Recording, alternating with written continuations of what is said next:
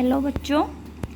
आज हम लोग डिस्कस करेंगे about the biasing of A transistor और उसके 3 पार्ट्स तो हम लोग पहले डिस्कस कर चुके हैं। आज हम लोग 4th डिस्कस करेंगे जो कि है एमीटर फीडबैक बायस सर्किट। इसके अंदर क्या होता है कि एक रेजिस्टेंस जो कि हम लोग एमीटर रेजिस्टेंस से जिसे रिप्रेजेंट करेंगे RE, उसे इंक्लूड करेंगे एमीटर टर्मिनल के साथ।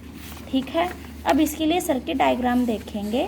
ये देखो, इसके अंदर एमीटर के साथ एक रेजिस्टेंस RE को इंक्लूड किया गया, बाकी सब कुछ पहले जैसा ही है। ये RB resistance with in the base and collector junction and RC is with the collector resistance और VCC बैटरी के पॉजिटिव टर्मिनल से कनेक्ट किया गया है सर्किट को, है ना। तो एक बार इसके लिए इनपुट सर्किट देखेंगे हम लोग और फिर आउटपुट सर्किट में किरचॉफ्स लॉ लगा के जो इक्वेशंस निकलेंगी उनकी बात करते हैं। तो इनपुट के अंदर जब मैंने किरचॉफ्स लॉ लगाया तो VCC is equal to IBRB plus VBE plus IERE, है ना।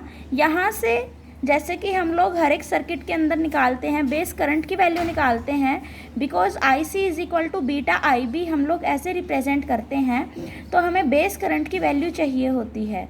तो इसीलिए यहाँ से भी हमने बेस करंट की IB की वैल्यू निकाली, जो कि IVCC minus VBE minus IERE by RB। अब हमें पता है कि जो ये VBE है बेस एमीटर वोल्टेज, है ना, ये 0.7 वोल्ट होती है सिलिकॉन के लिए और 0.3 वोल्ट होती है जर्मेनियम के लिए। तो ये बहुत ही स्मॉल अमाउंट में है as compare to VCC। Okay, तो VCC के कंपैरिजन में हम लोग VBE को लेंगे कि वो बहुत ही ज़्यादा स्मॉल है एज़ कम्पेयर टू VCC। तो इसीलिए हम लोग VBE को इजीली नेग्लेक्ट कर सकते हैं। तो after neglecting we get the equation that IB is equal to VCC minus IERE by RB। That is our first equation. Okay, अब देखो इस इक्वेशन में करंट जो बेस करंट है उसकी वैल्यू तो आ गई, लेकिन अब हम लोग ये देखेंगे कि टेम्परेचर के इंक्रीमेंट का क्या कलेक्टर के करंट के इंक्रीमेंट पे कोई इफेक्ट पड़ रहा है। तो देखो, जैसे टेम्परेचर इंक्रीज हुआ हमें पता है कि रिवर्स लीकेज करंट इंक्रीज होगा। आज मैं इस बारे में एक्सप्लेन नहीं करूँगी बिकॉज हम लोग पहले एक्सप्लेन कर चुके हैं, है ना। तो हमें पता है कि reverse leakage current ICO increase हुआ। ICO के इंक्रीज होते ही हमारा कलेक्टर करंट IC इंक्रीज हुआ। कलेक्टर करंट IC, अगर यहाँ कलेक्टर करंट IC इंक्रीज होगा तो as our circuit shows IE भी इंक्रीज होगा, एमीटर करंट, है ना। तो एमीटर करंट IE इंक्रीज हुआ। अब हम इक्वेशन 1 से देखेंगे कि अगर एमीटर करंट IE इंक्रीज होता है तो देखो IB क्या होगा, डिक्रीज होगा, है ना। अगर ये फैक्टर जो नेगेटिव में है ये इंक्रीज होगा तो बेस करंट ऑब्वियसली डिक्रीज होगा। तो base current IC is equal to beta IB होता है। अगर हमारा IB डिक्रीज कर रहा है, क्या कहा मैंने, अगर बेस करंट डिक्रीज कर रहा है तो ऑब्वियसली IC विल डिक्रीज। ठीक है, तो इसीलिए हम लोग कह सकते हैं कि टेम्परेचर इंक्रीज होने के साथ साथ कलेक्टर करंट की इंक्रीमेंट अलाउड नहीं होती और क्यू पॉइंट क्या हो गया, स्टेबलाइज्ड। ठीक है, अब हम लोग अगेन डिस्कस करेंगे क्या कि अगर हम इसी ट्रांजिस्टर को रिप्लेस करें अनदर सेम ट्रांजिस्टर से having the different beta parameter, तो क्या वो कलेक्टर करंट इंक्रीज होगा, क्या क्यू पॉइंट स्टेबलाइज रहेगा। तो इसके बारे में डिस्कस करेंगे। IC is equal to beta IB हमें पता है, बीटा की वैल्यू निकाल लेंगे हम लोग जो कि IC बाय IB होगा। अब IC जो कलेक्टर करंट है वो क्या होगा, IC is equal to IE minus IB हो जाएगा, है ना। IC is equal to IE minus IB by IB। तो अब देखो beta IB plus IB is equal to IE, ये मैंने कैसे लिया, IE इज इक्वल टू यहाँ पर इस सर्किट में IC प्लस IB है। Okay, emitter current is equal to collector current plus base current, और IC को मैं रिप्रेजेंट कर दूंगी बीटा IB से। ठीक है, IC को मैंने रिप्रेजेंट किया बीटा IB से, तो इसीलिए IE is equal to beta IB plus IB is equal to IE आया। ठीक है, तो VCC, अब हम लोग आउटपुट के बारे में बात करेंगे, नहीं इनपुट के बारे में ही बात करेंगे, यहाँ हमें आउटपुट की अभी ज़रूरत नहीं है। तो VCC is equal to IBRB plus VBE plus IERE हमने अबव फाइंड किया था। यहाँ पर एमीटर करंट की जो ये वैल्यू आई है बेस करंट की फॉर्म में, हम इसे रिप्लेस कर देंगे इसके साथ। और फिर हर जगह से बेस करंट, देखो यहाँ से कॉमन आ रहा है, यहाँ से 3 जगह से बेस करंट कॉमन आके हम लोग बेस करंट की वैल्यू फाइंड आउट कर लेंगे, जो कि आई VCC minus VBE by RB plus beta RE plus RE। ठीक है, तो यहाँ से VBE की value as compare to VCC VBE की वैल्यू नेगलेक्ट हो जाएगी, और बीटा भी 1 के कंपैरिजन में नेगलेक्ट हो जाएगा बीटा के कंपैरिजन में, because beta is very large quantity as compare to 1। तो इस इक्वेशन को सॉल्व करने के बाद, इन दोनों कंडीशंस को अप्लाई करने के बाद मेरे पास आया base current is equal to VCC by RB plus beta RE। ठीक है, तो अब यहाँ से जो हमारे बेस करंट की वैल्यू आई है दिस, हम लोगों ने यहाँ कलेक्टर करंट हमें पता है कि IC is equal to beta IB होता है, तो यहाँ पर IB की वैल्यू हम लोग पुट कर देंगे beta VCC plus RB plus beta RE। ठीक है, बीटा को कॉमन लेने के बाद मेरे पास बीटा यहाँ डिफ्रेंशिएटर में आया।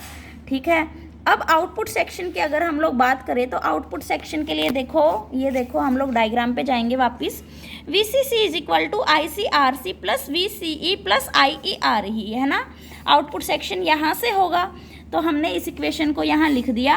अब VCE की वैल्यू मैंने यहाँ से फाइंड आउट कर ली, जो कि दिस टर्म में आई।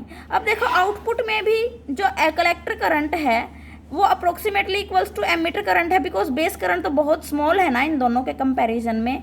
तो हम लोग यहाँ से भी कह सकते हैं कि अगर बीटा चेंज करता है तो भी बीटा तो क्या है, देखो बीटा न्यूमिनेटर में भी है और डिनोमिनेटर में भी है, तो IC कलेक्टर करंट के इंक्रीज होने पे इसका कोई इफेक्ट नहीं पड़ेगा, है ना। तो इसीलिए कलेक्टर करंट इंक्रीज नहीं होगा, और हम लोग कह सकते हैं कि जो हमारा Q पॉइंट है वो क्या होगा, स्टेबलाइज्ड हो जाएगा corresponding to the operating point. Okay बेटा, अब ये जो सर्किट हमने डिस्कस किया है इसको करंट फीडबैक बायसिंग सर्किट भी कहा जाता है। क्या कहा जाता है, करंट फीडबैक बायसिंग सर्किट। अब इसके बाद हम लोग बात करेंगे voltage divider biasing circuit. Voltage divider biasing circuit के लिए ये सर्किट डायग्राम होता है, जो अभी तक हमने ये तो लिया था, RC भी ले लिया था, RE भी ले लिया था, लेकिन पिछले वाले सर्किट डायग्राम में यहाँ पर R भी था, है ना, जो कि बेस रेजिस्टेंस को रिप्रेजेंट कर रहा था। हमने यहाँ RB को रिप्लेस कर दिया R1 से, और एक एक्स्ट्रा रेजिस्टेंस लगा दिया, जो कि लगा दिया हमने R2। R1 और R2 की वैल्यूज़ को कंट्रोल करके हमारी जो इनपुट पावर सप्लाई की वोल्टेज होती है हम लोग उसे कंट्रोल कर पाएंगे। ठीक है, और VCC की डिफरेंट वैल्यूज़ को हम लोग मैनेज कर सकते हैं। इसीलिए इसे क्या कहा जाता है, वोल्टेज डिवाइडर कहा जाता है, क्योंकि वोल्टेज यहाँ डिवाइड हो जाती है R1 और R2 के कोरस्पॉन्डिंग। इसमें भी जो Q पॉइंट होगा वो इंडिपेंडेंट ऑफ बीटा होगा, हम लोग इसके बारे में डिस्कस करेंगे। अब जो R1 और R2 है इसके कोरस्पॉन्डिंग बेस करंट बहुत ही स्मॉल अमाउंट में फ्लो करेगा, क्योंकि R1 की वैल्यू बहुत ज़्यादा है एज कंपेयर टू R2। तो यहाँ से हम लोग कह सकते हैं कि जो R1 के अंदर से I1 करंट फ्लो कर रहा है और R2 के अंदर से I2 करंट फ्लो कर रहा है, that is equal to I, total current ही I फ्लो कर रहा है सर्किट में से। और VCC क्या हो जाएगा, इनपुट सर्किट की अगर हम लोग बात करें यहाँ से इस पोर्शन के लिए particular, VCC is equal to IR1 plus IR2। तो यहाँ से I की वैल्यू मैं फाइंड आउट कर सकती हूँ, जो कि होगी I is equal to VCC by R1 plus R2। यहाँ पर हम लोग इस सर्किट डायग्राम को ऐसे भी रिप्रेजेंट कर सकते हैं। हमने यहाँ जरा सा मॉडिफिकेशन किया इस सर्किट डायग्राम के अंदर, और इस सर्किट डायग्राम को यहाँ मॉडिफाई करने का रीज़न क्या था कि जो बेस वोल्टेज है VB is the voltage V2 across R2। हमने यहाँ पर देखा कि R2 के अक्रॉस जो वोल्टेज है उसे हम लोग V2 से रिप्रेजेंट कर रहे हैं, तो V2 हो जाएगा इक्वल IR2 के, है ना। और V2 को हम लोग बेस वोल्टेज भी बोल सकते हैं, तो VB is equal to V2 is equal to IR2। I की वैल्यू हमने अभी फाइंड आउट की ही थी, वो यहाँ पुट कर देंगे हम लोग VCC by R1 plus R2। तो यहाँ से V2 की या VB की वैल्यू क्या आई, R2 by R1 plus R2 into VCC। ठीक है, अब जो VBE जो ये वोल्टेज होती है एमीटर बेस वोल्टेज ये क्या है, VBE is equal to VB minus VE। तो यहाँ से VE की वैल्यू क्या आ जाएगी, VB माइनस VBE। अब current in the emitter is, emitter के अंदर जो करंट है उसकी वैल्यू क्या है, IE है, हमें पता है। IE किसके इक्वल होगा, VE बाय RE, और VE की वैल्यू हम लोग यहाँ से पुट कर लेंगे, VB minus VBE by RE। Output section की अगर हम लोग बात करें बेटा, हमने ये बात की थी इनपुट सेक्शन की, यहाँ से यहाँ तक के पोर्शन में, और हमने एमीटर करंट की यहाँ पर वैल्यू फाइंड आउट कर ली। अब हम लोग आउटपुट सेक्शन की बात करते हैं। आउटपुट सेक्शन के अंदर ये देखो, VCC is equal to ICRC plus VCE plus IERE, है ना। आउटपुट सेक्शन यही होगा। तो ये देखो यहाँ से VCE की वैल्यू हम लोग फाइंड आउट कर लेंगे, जो कि होगी VCC minus ICRC minus IERE, ठीक है। अब जो एमीटर करंट है वो approximately equals to collector current है, क्योंकि बेस से बहुत ही स्मॉल अमाउंट में करंट फ्लो कर रहा है, तो हम लोगों ने जो एमीटर था IE इसे रिप्लेस कर दिया IC से, और यहाँ से IC की वैल्यू कॉमन आ गई, ठीक है। तो VCE is equal to VCC minus IC into RC plus RE। हमने देखा कि जो ये वाली जो टर्म आई है, यहाँ से अगर हम लोग एमीटर करंट कलेक्टर करंट को फाइंड आउट करेंगे IC को, तो वो इंडिपेंडेंट आएगा किसके, बीटा के ऊपर डिपेंडेंट नहीं है। और हमें तो यही फाइंड आउट करना था कि जो कलेक्टर करंट हो वो इंडिपेंडेंट ऑफ बीटा हो। ये किस सर्किट में हुआ, वोल्टेज डिवाइडर सर्किट के अंदर, ठीक है। अब इसके बाद लास्ट वन हम लोग बात करेंगे एमीटर बायस सर्किट की।